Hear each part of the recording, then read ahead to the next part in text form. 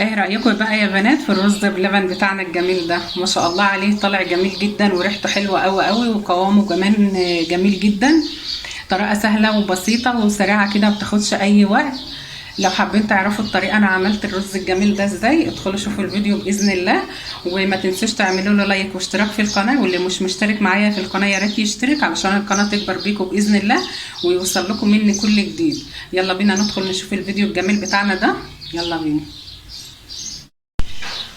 السلام عليكم ورحمة الله، ازيكم عاملين ايه؟ كل سنة وانتم طيبين.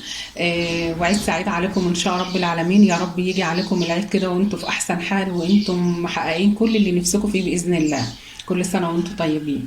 النهاردة جاي لكم فيديو جديد، هنعمل مع بعض الرز بلبن بطريقة سهلة خالص وطريقة اقتصادية كده ومش مكلفة بإذن الله. وفي اي وقت هتقوموا تعمليه كده سريع.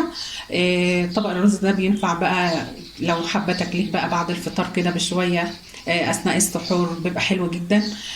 ومفيد قوي قوي للاطفال كمان. هنعمله بطريقه اقتصاديه كده وسهله وبسيطه ومش مكلفه ومش معقده باذن الله. بس قبل ما نبدا الفيديو، بتمنى منكم كلكم تدعوا لامي وابويا دعوه حلوه، تدعوا لهم دعوه حلوه. ربنا يرحمهم ويغفر لهم ويجعل قبرهم روضه من رياض الجنه، ام وابويا وجماعه امواتنا ان شاء رب العالمين. وبشكر كل الناس اللي بتدعي لامي وابويا، وبشكركم على تعليقاتكم الجميله. ربنا يبارك فيكم يا رب ويجعله في ميزان حسناتكم ان شاء رب العالمين. يلا بينا على طول نشوف الفيديو علشان ما اطولش عليكم. بصوا انا همشي معاكم بالخطوات واحده واحده. انا معايا هنا كوبايه رز، دي الكوبايه دي، شوفوا كوبايه الشاي اللي احنا بنشرب فيها الشاي دي، مليتها رز وغسلتها كويس جدا ونقعتها، ومعايا 2 كيلو لبن. اول حاجه هعملها، انا بقى في ناس بتعمله بتنقعه في لبن وتغليه في لبن، انا هغليه في ميه. هسلق الرز لحد ما يستوي معايا. يشوفوا عارفه ما يبقى ايه، زي اللي هو بنقول عليه معجن كده، بس يعني مش معجن قوي قوي.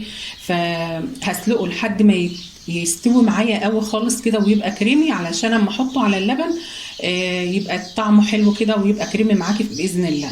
فانا هسلقه الاول في كوبايه الرز، حط عليها كوبايتين ميه، هسلقهم خالص واوريهم لكم باذن الله. وهنروح على البوتاجاز. انا هنا جيت على البوتاجاز اهو يا بنات، وحطيت زودت شويه ميه بس علشان انا عايزاه يتسلق معايا جامد، يتهرى خالص. بصوا في ناس ما بتحطش الخطوه دي اللي هي الملح، فلازم تحط الملح، ده بيبقى حلال. كانت الله يرحمها ام الف رحمه تنزل عليها يا رب ويرحم جميع امواتنا، تقول لازم اي حاجه تعمليها معجنات، رز بلبن يعني، كانت دايما تعمله لنا. فكانت تحط شويه ملح، تقول ده ايه، حلال، حاجات يعني ايه، ولازم تحطي حاجات بس تعادل الطعم كده عشان يبقى ايه، طعمه حلو معاك. هسيبه يستلق خالص لحد ما يتهرى معايا خالص، واوريه لكم ونكمل بقيه الخطوات واقول لكم على الحاجات اللي هنعملها باذن الله. هنضيف عليه معلقتين حاجه كده باذن الله يخلوهم معاكي ما شاء الله. الرز اهو يا بنات بعد ما استوى معايا بالشكل ده كده، لازم تمسكي الحبايه بتلاقيها استوت معاكي. بصي بقت طريه معاكي خالص كده، علشان ايه، يبقى لونه كريم، طعمه كريمي كده وحلو معاكي في اللبن. وطول ما هو على البوتاجاز كل شويه تقلبي فيه علشان ما يلزقش منك في الحل. ماشي. هنروح دلوقتي نشوف اللبن. انا معايا 2 كيلو لبن. لو انت حاسه ان الرز بيبقى معاكي كتير، كوبايه الرز كتيره، شيلي منه وعينيه في الفريزر، ما بيجرالوش اي حاجه، واستعمليه في مره تانية. انا بعمل كده لو الرز معايا كتير بعمله في كيس، بحطه في كيس واكتب عليه ان هو رز الكذا وايه، واستعمله المره تانية. دلوقتي يا بنات انا معايا 2 كيلو لبن اهو، انا غلياهم من امبارح. هشيل بس حاجه من الوش، حاجات بسيطه كده من الوش احطها على الطواجن عشان تديني لون حلو. هنزل بكل اللبن اهو بالقشطه بتاعته بكل حاجه.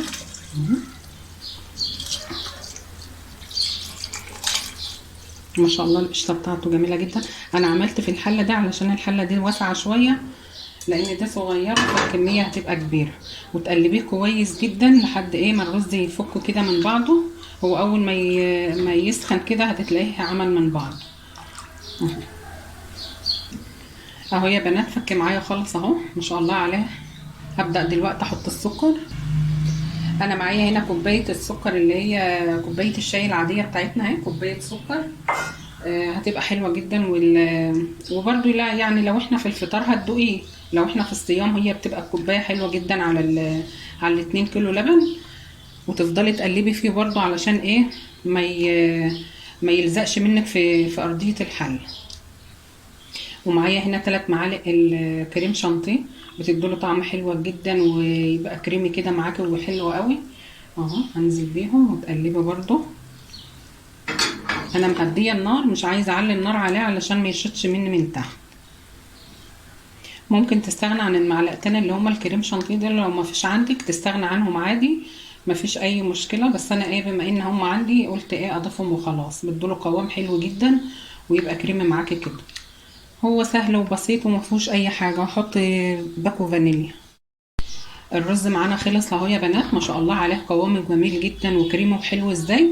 انا قلبت معلقه نشا في ربع كوبايه ميه كده وضفتهم عليه علشان يبقى ايه متماسك شويه.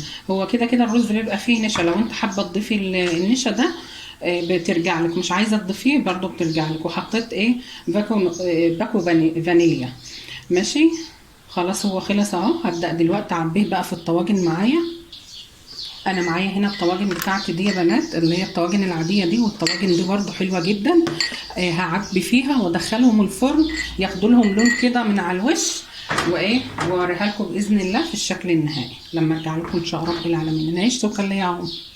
ماشي ما شاء الله عليه جميل جدا ازاي، ولا لزق ولا اي حاجه. اهم حاجه تفضلي تقلبي فيه كده طول ما انت واقفه جنبه، تقلبي فيه ما تمشيش وتسيبيه وتهدي النار عليه. الرز بتاعنا اهو يا بنات بعد ما طلع من الفرن ما شاء الله عليه اخد لون حلو جدا جدا، وريحته ما اقولكوش عامله ازاي، والله ريحته حلوه قوي قوي. ما شاء الله عليه اخد لون جميل وقوامه حلو جدا. ايه رايكم بقى؟ قولوا لي رايكم فيه. ما شاء الله عليه الطواجن اخده لون جميل جدا اهو. حاجه سهله وبسيطه وما اخدتش معانا وقت وبتعملي حاجه مفيده وحاجه حلوه لاولادك وصحيه في نفس الوقت. يا رب النهارده الفيديو يكون عجبكم ويكون استفدتوا منه ولو جزء بسيط باذن الله. واشوفكم على خير ان شاء رب العالمين في فيديو جديد. مع الف سلامه وكل سنه وانتم طيبين. مع السلامه.